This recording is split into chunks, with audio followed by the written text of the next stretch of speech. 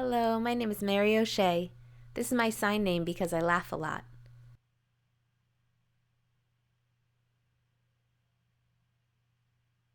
I have a wonderful cat named Rose. She doesn't really deserve that name, but she's a great cat. She actually communicates with me in my apartment without using any sound. The way she does that is by tapping and scratching at my feet. She always lets me know 4 really important things. If I forget to give her treats, if her food has run out, if her litter box is full, or if she'd like to go outside. She'll tap at my foot to tell me. It doesn't hurt. It's actually pretty cool. She's brilliant.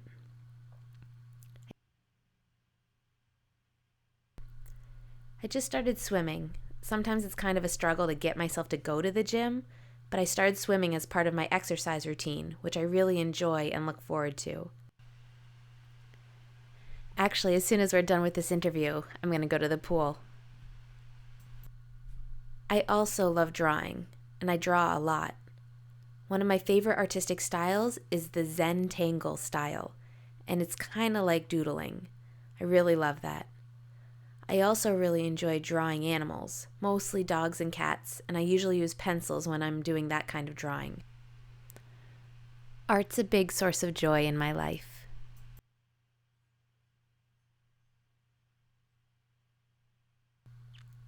When I was growing up, I started off in the self-contained classroom with deaf and hard of hearing students until I was 9. After that, my family moved to London, England. So that was the first time that I was mainstreamed, was when I was in London. I continued as a deaf student in the mainstream high school. It was very isolating and lonely and frustrating. When I was at school, I had no support. No note takers, no support services, no interpreters. It was really tough.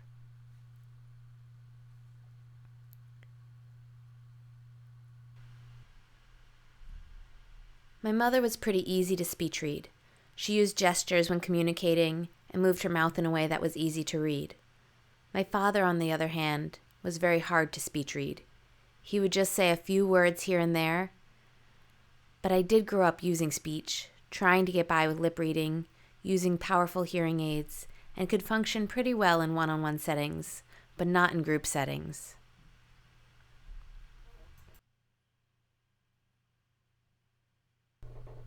Before I started my recovery process, I had no motivation and no energy. I slept all day, maybe 15 hours a day. So unfortunately, that was what my life was like back then before recovery.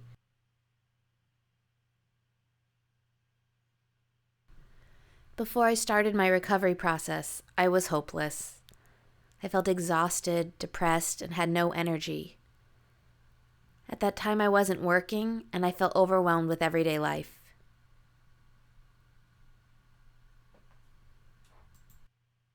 It was hard to take care of myself. It was hard to clean up my apartment.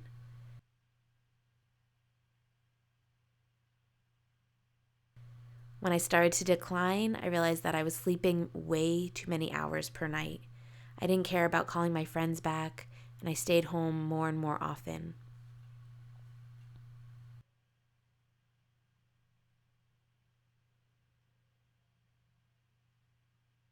I really had no motivation or interest for anything. I had a hard time focusing, and I had generally no desire to do anything.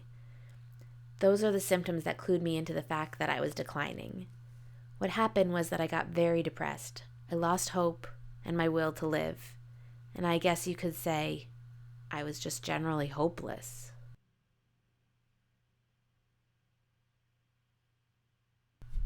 So eventually what helped me start to get back on my feet was that I started to reach out for mental health services.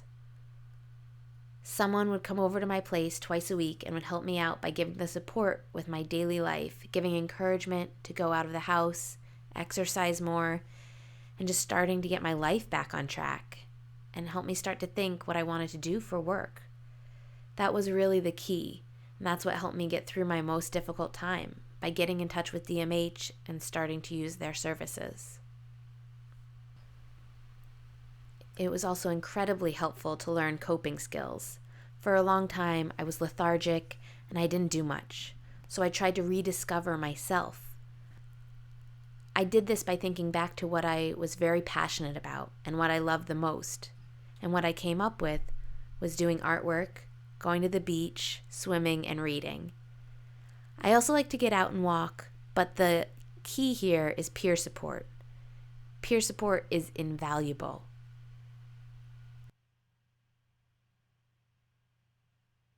When I was working at the Transformation Center this past year, I met a lot of deaf people from being on the board who are peers, and I made a lot of new friends at the Transformation Center. This was an important step in my recovery process for my self-esteem and generally just feeling good about myself.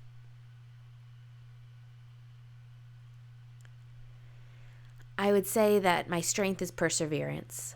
I learned that from growing up in the mainstream setting. I had to persevere through that. Also to have hope that things will get better, things will improve, and not to give up.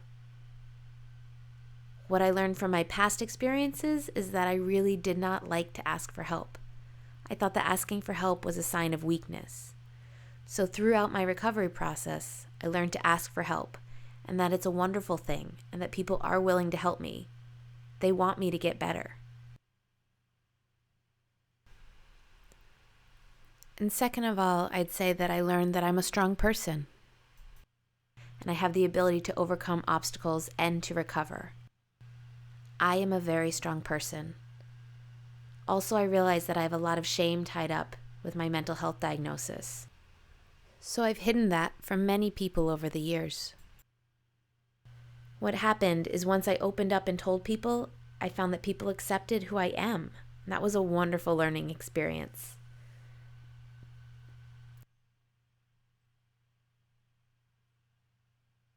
To think about the fact that I previously had so much shame. And that's so freeing.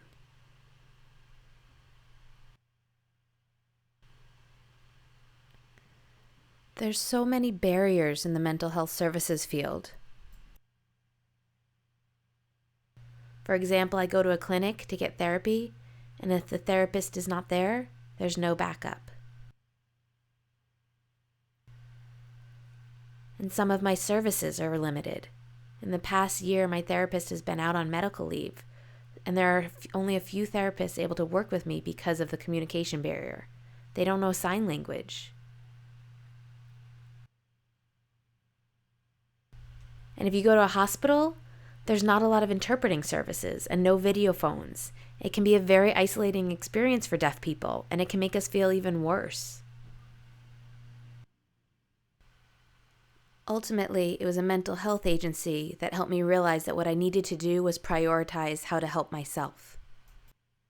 So now I'm always reminding myself that I need to focus on cleaning my house and need a structure in my life, that I need to keep up with exercising, going out with friends, and socializing.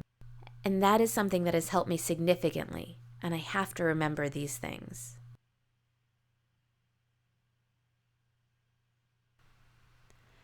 Positive affirmations help me get through challenging situations. So that would be like reading inspirational quotes, to read books that help me think in a more optimistic way, because sometimes it's hard to change our thinking patterns from negative into positive. In terms of keeping myself healthy, I really try to focus on wellness. Well, I'm trying to eat less sugar, but I love sweets, so it's tough.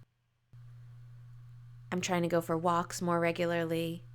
I love knitting. I love making things and giving them away as gifts. Let's see, other things that I do. I really enjoy meeting with peers, getting together with friends. I have great friends who I use for support on the video phone. It's important that I stay in touch with these people for self-care. What has helped me change my negative behaviors and thinking patterns is realizing that I should be thankful for what I have. I have a roof over my head. I have enough food to eat. I have friends, I have family, and I have a wonderful cat.